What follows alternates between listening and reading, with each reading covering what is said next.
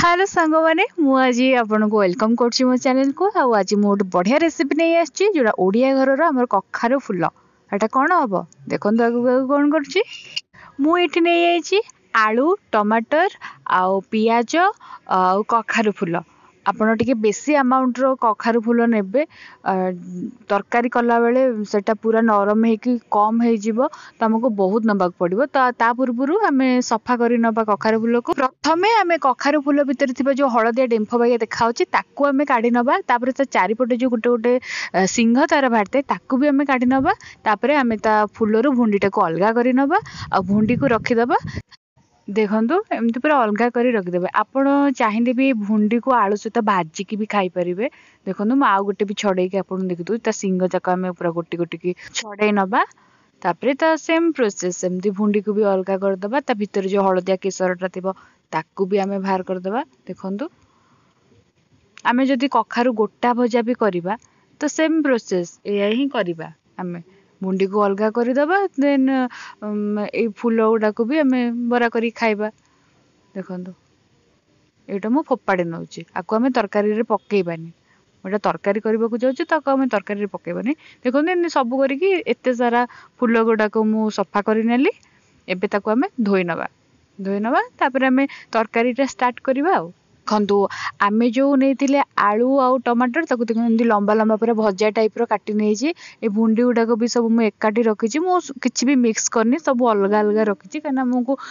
Different different stage रे सब आड करने को हम तो मुझे देखो नहीं आसी मसला बाटियापाई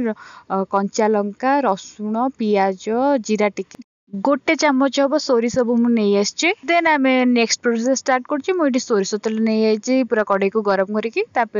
जीरा फुटण टे देपर मु आड करनेबी पियाज जो लंबा लंबा कर काटी पियाज को आम कि समय भी फ्राए कर नवा पियाज को आम बेसी भाजबानी कहीं आम आलू भी आड करवा तो से टिके हल्का हल्का ब्राउन कलर जो पड़ आसो आम आलू को आड कर नवा देखो बहुत ही टेस्टी लगे तरकारीटा आप निश्चिंत बनइबे देखो मुझे आलू पकई नहीं आम गाँ गहली रे एमती छतु कखारु फुल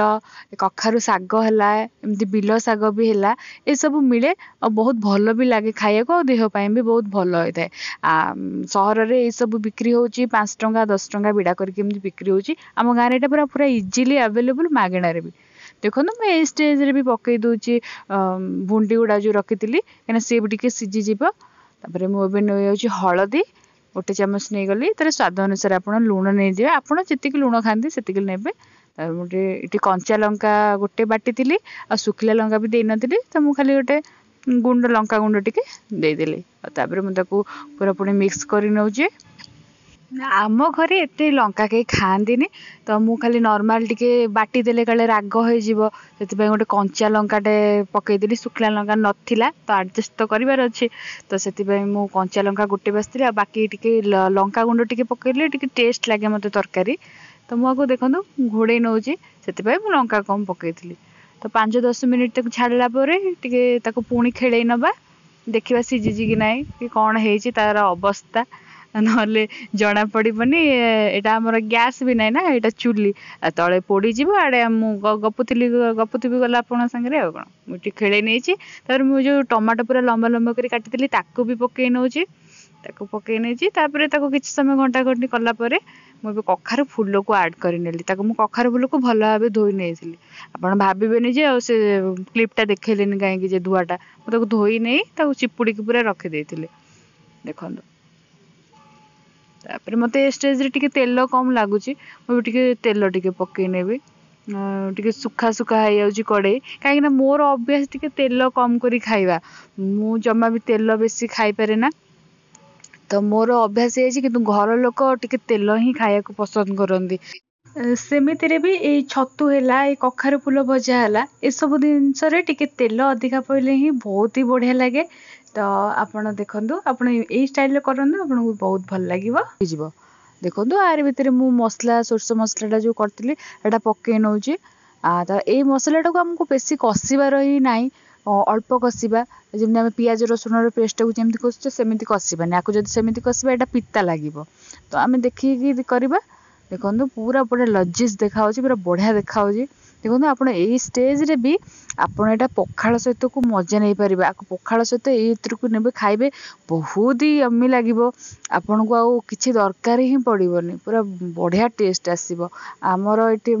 ଯେତେବେଳେ ବି ଯାହା ବି ତରକାରୀ ପତ୍ର କରୁ ଏ କଷା କଷି ଟିକେ ହାଲକା ହାଲକା ଭଜା ଭଜି ହେଇଥିବ, ଯେତେବେଳେ ସେଥିରୁ ଟିକେ କାଢ଼ି ନେଇକି ପଖାଳ ସହିତ ମାଡ଼ଟେ ଜବରଦସ୍ତ ହେବ। ଦେଖନ୍ତୁ ମୁଁ ଏଠି ପାଣି ନେଇଯାଇଛି, ଆମର ଯେଉଁ ଗ୍ରାଇଣ୍ଡର ମିକ୍ସିରେ ଯେଉଁଟା ମୁଁ ଗ୍ରାଇଣ୍ଡ କରିଥିଲି ତା ଦେହରେ ଯେଉଁ ମସଲା ଲାଗିଥିଲା ସେଇଥିରେ ପାଣି ପୁରେଇକି କରିଦେଇକିରି ସେଇ ପାଣିଟାକୁ ମୁଁ ଦେଇଦେଲି। ଆମକୁ କିଛି ୱେଷ୍ଟ କରିବାର ହିଁ ନାହିଁ। ଦେଖନ୍ତୁ ପୁରା କେତେ ୟମି ୟମି ତରକାରୀ ହେଇଯାଇଛି, ପୁରା ଲାଲଟହ ଟହ, ପୁରା ହଳଦୀ ଦେଖାହେଉଛି, ପୁରା ଗରମ ଗରମ ଡହ ଡହ ଭାତ, ତା ସହିତ ଏଇ ତରକାରୀ ପୁରା ଜମିଯିବ। ଆ ସାଙ୍ଗରେ ଟିକେ କଞ୍ଚା ଲଙ୍କା ମଳିକି ଆପଣ ଖାଇବେ, ସେ ଯେଉଁ କଞ୍ଚା ଲଙ୍କାର ବାସ୍ନାଟା ଆସିବ ନା, ପୁରା ଆପଣଙ୍କର 2 ଥାଳି ଭାତ ଉଡ଼ିଯିବ। ଆପଣ ଆକୁ ଖାଇକି ବହୁତ ହି ମଜା ନେବେ। ମୁଁ ହୋପ୍ କରୁଛି ଆପଣଙ୍କୁ ଏ ତରକାରୀଟି ମୁଁ ଯେଉଁ କରିଛି ଆପଣଙ୍କୁ ପସନ୍ଦ ଆସିଥିବ, ଆଉ ଆପଣ ନିଜେ ବନେଇକି ବି ଖାଇବେ। ଯଦି ଆପଣଙ୍କୁ ଭଲ ଲାଗୁଛି ଆପଣ ସେୟାର କରନ୍ତୁ, ଖାଆନ୍ତୁ, ଖୁଆନ୍ତୁ ସମସ୍ତଙ୍କୁ। ରହିଲି, ନମସ୍କାର, ବାଏ ବାଏ।